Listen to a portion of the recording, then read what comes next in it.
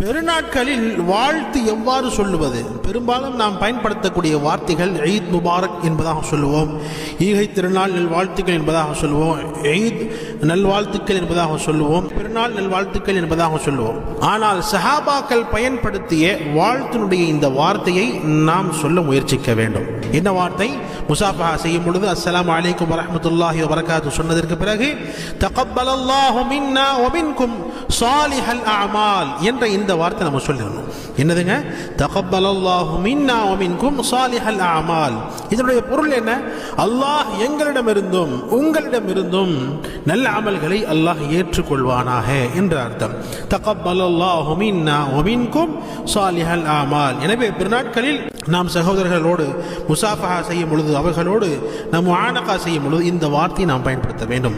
தகப்பலல்லாஹு மின்னா வ மின்கும் ஸாலிஹல் அஅமால். அல்லாஹ் நம்முடைய உங்களுடைய நல்ல அமல்களை ஏற்று அருள்வானாக. ஆமீன்.